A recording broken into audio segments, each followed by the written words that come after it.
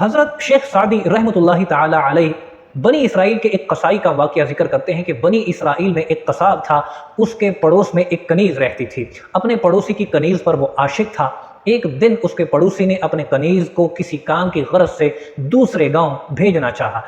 قصاب کو اس بات کی بھنک لگ گئی، اس نے موقع پا کر کنیز کا پیچھا کرنا شروع کر دیا۔ جب کنیز ایک سنسان جنگل سے گزرنے لگی تو اس نے موقع پا کر اس کا راستہ روکا۔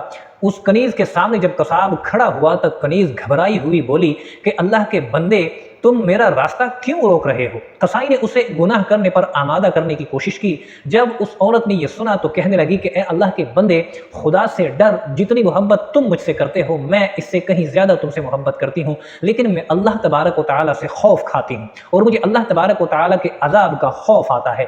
جب اس قصاب نے یہ بات سنی تو وہ بھی اللہ تبارک و تعالیٰ کے خوف سے کانپنے لگا اور اس نے کہا کہ اگر تم اللہ سے خوف کھاتی ہو تو مجھے بھی اپنے رب کا ڈر ہے، لہذا اس نے اس گناہ کا ارادہ ترک کر دیا، کنیز کو جانے دیا اور توبہ کر کے واپس پلٹا۔ جیسے ہی اس نے اللہ کی بارگاہ میں سچے دل سے توبہ کی، واپس پلٹا، اسے پیاس لگی۔ پیاس نے اتنا شدید پریشان کیا اسے کہ اسے لگ رہا تھا کہ بس تھوڑی ہی دیر میں اگر اسے پانی نہ ملا تو اس کا دم نکل جائے گا۔ رستے میں اسے اس وقت اس زمانے کے نبی کا ایک قاصد ملا۔ اس قاصد سے اس نے کہا کہ اگر تمہارے پاس کچھ پانی ہے تو مجھے پلا دو۔ اس نبی کے قاصد نے اس سے کہا کہ میرے پاس پانی تو نہیں ہے، لیکن ہم اللہ کی بارگاہ میں دعا کرتے ہیں کہ اللہ تبارک و تعالیٰ بارش نازل فرمائے اور ہم آسانی سے اپنی منزل تک پہنچ سکیں۔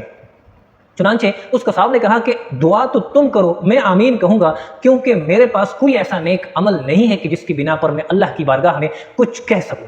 تو اس نبی کے قاصد نے کہا کہ ٹھیک ہے۔ نبی کا قاصد دعا مانگنے لگا، اس نے آمین کہنا شروع کیا تو تھوڑی ہی دیر میں ایک بادل کے ٹکڑے نے انہیں گھیر لیا، ان کے اوپر چھاؤں بنا لی۔ اس بادل کے سائے میں وہ چلتے چلتے اپنے گاؤں تک پہنچ گئے، اپنی منزل تک آ گئے۔ جیسے ہی ان دونوں نے راستے الگ کرنے چاہے تو بادل کا ٹکڑا اس قصاب کے اوپر آنے لگا۔ اس اللہ کے نبی کے قاصد نے اس سے پوچھا کہ تم تو کہہ رہے تھے کہ میرے پاس ایسا کوئی نیک عمل نہیں ہے، تم واقعی کوئی نیک بندے مجھے لگتے ہو، لیکن تم مجھے بتا نہیں رہے۔ تب اس قصائی نے اس واقعہ کا ذکر کیا تو اس نبی کے قاصد نے اس سے کہا کہ اللہ تبارک و تعالیٰ کی بارگاہ میں جتنا مقام گناہوں پر توبہ کرنے والے انسان کا ہوتا ہے اتنا مقام اللہ کی بارگاہ میں کسی کا بھی نہیں ہوتا۔ تم نے اللہ کی بارگاہ میں گناہوں پر ندامت کا اظہار کر کے توبہ کی تو اللہ تبارک و تعالیٰ نے تمہیں بخش بھی دیا اور تمہیں مرتبہ اور مقام بھی عطا فرمایا۔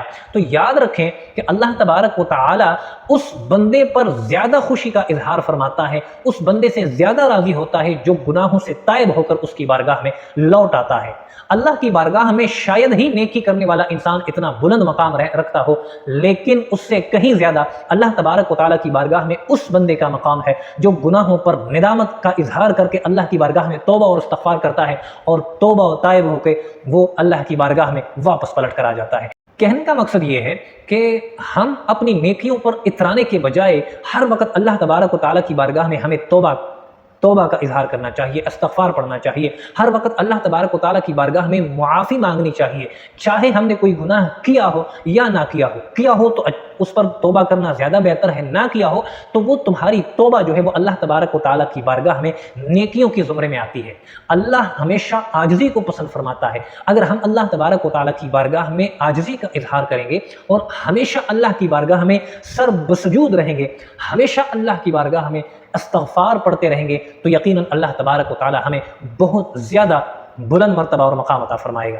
نبی کریم صلی اللہ تعالیٰ علیہ وسلم نے ارشاد فرمایا کہ مثال کے طور پر فرض کرو کہ تم ایک بالکل تپتے ہوئے صحرا میں موجود ہو، کسی درخت کے نیچے تمہاری آنکھ لگ گئی، تمہارا سارا ساز و سامان کسی ایک اونٹنی پر پڑا ہوا ہے، یہاں تک کہ پانی کا وہ مشکیزہ بھی اس اونٹنی پر پڑا ہے، تمہارے پاس جو جمع پونجی کچھ روپے کچھ نقدی ہے وہ بھی اس اونٹنی پر موجود ہو، تمہارا کھانا پینا بھی اس اونٹنی کے اوپر بندھا ہوا ہو اور تمہاری آنکھ لگ جاتی ہے، جیسے ہی تمہاری آنکھ کھلتی ہے اور تم اونٹنی کو غائب پاتے ہو تو تمہیں کتنی پریشانی ہوتی ہے۔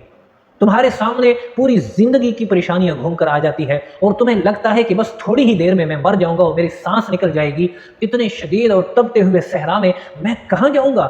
سواری نہ ہونے کی بنا پر میں کیسے اپنی منزل تک پہنچوں گا؟ میرے پاس کھانا نہیں ہے، میں بھوک سے مر جاؤں گا، میرے پاس پانی نہیں ہے، میں پیاس سے مر جاؤں گا۔ یہ ساری پریشانیاں جب اس انسان کو گھیر لیتی ہوں تو ذرا بتاؤ کہ انسان کا کیا حال ہوگا، اس انسان کی حالت کس قسم کی ہوگی؟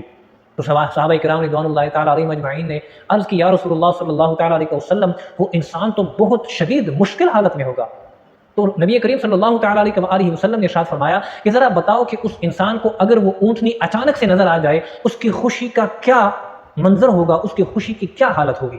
صحابہ کرام رضوان اللہ تعالیٰ علیہ اجمعین نے عرض کیا یا رسول اللہ صلی اللہ تعالیٰ علیہ وسلم وہ تو خوشی کے مارے چھلانگیں مار رہا ہوگا۔ تو ارشاد فرمایا کہ بالکل ایسے ہی جب کوئی گنہگار شخص اللہ کی بارگاہ میں واپس پلٹ کر گناہوں پر نادم ہو کر اللہ کی بارگاہ میں آتا ہے اور توبہ اور استغفار کرتا ہے، اتنی ہی خوشی بلکہ اس سے کہیں زیادہ خوشی اللہ تبارک و تعالیٰ کو اس بندے کی آنے کی ہوتی ہے۔ تو اللہ اتنا مہربان ہے، اللہ اتنا مہربان ہے کہ وہ انسان کے توبہ کرنے کا انتظار فرماتا ہے۔ وہ چاہتا ہے کہ میرا بندہ توبہ کر کے میری طرف واپس آئے اور میری بندگی کرے، عاجزی کرے، استغفار کرے اور میں اسے معاف کر دوں۔ اللہ تبارک و تعالیٰ تو ہماری بخشش کے بہانے ہمارے لیے بناتا ہے، ہمارے بخشش کے اسباب تیار کر کے ہمارے سامنے رکھتا ہے، لیکن ہم ہی غافل ہوتے ہیں کہ اللہ کی بارگاہ سے دور جانے کی کوشش کرتے ہیں۔ اللہ تبارک و تعالیٰ ہمیں عمل کی توفیق عطا فرمائے۔